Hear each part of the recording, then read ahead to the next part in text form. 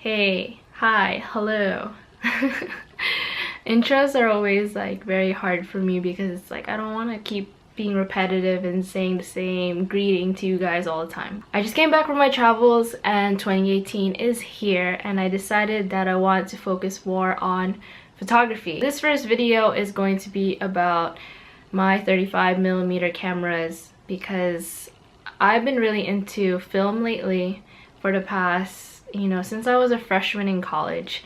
And then I took a break. I didn't, shoot any film at all. And then now I'm back into the analog world.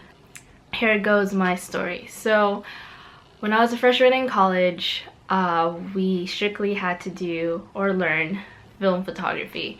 And so there was no point in buying a DSLR or using it. And I felt pretty stupid because I was like, oh man, I did not expect that was going to be the curriculum.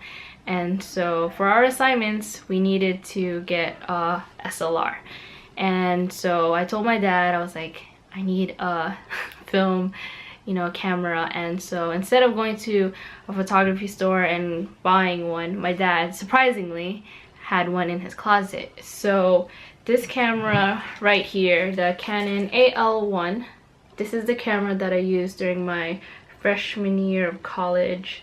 It's really easy and simple to use, I promise. Automatic, you have to know manual settings, but it's just super simple to use. It's really not that complicated. Here is where you change the ISO settings.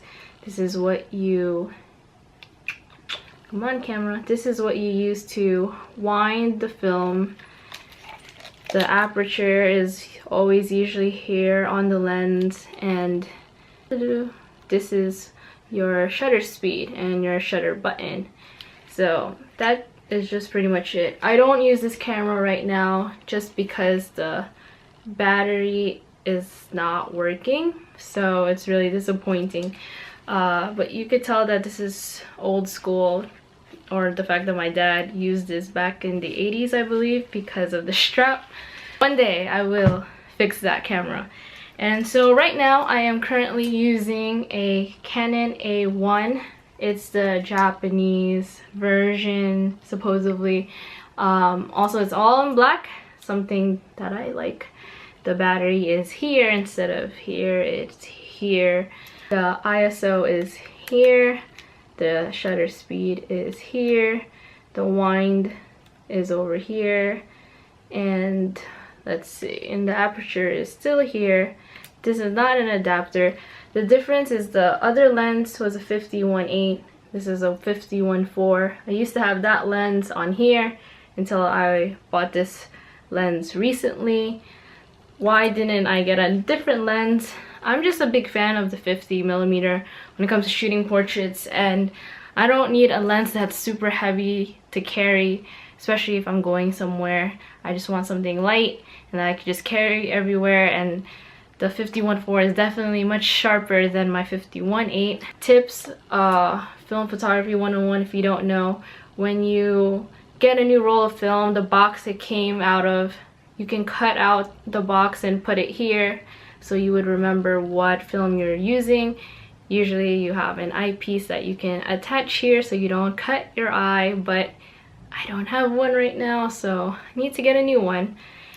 But overall, this camera is also simple to use. It's just a little bit more manual compared to that one. And also another cool feature that this camera has is the fact that there's a button here.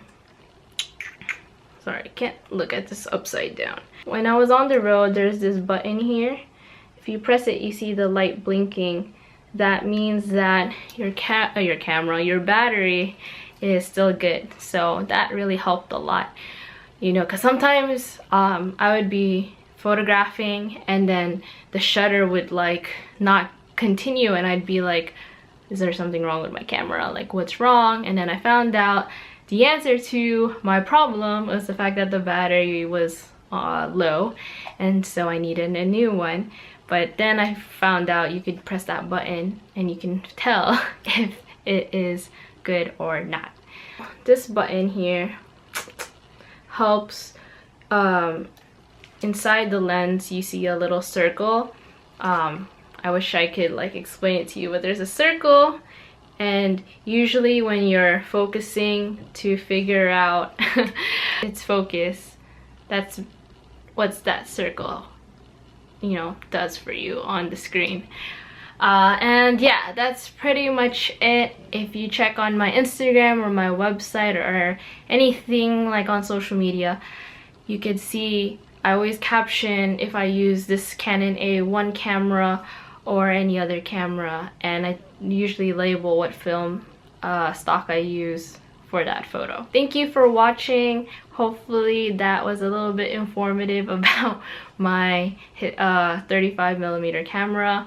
If you have any more questions or you just have something to say, just comment down below. And yeah, that's pretty much it. Okay,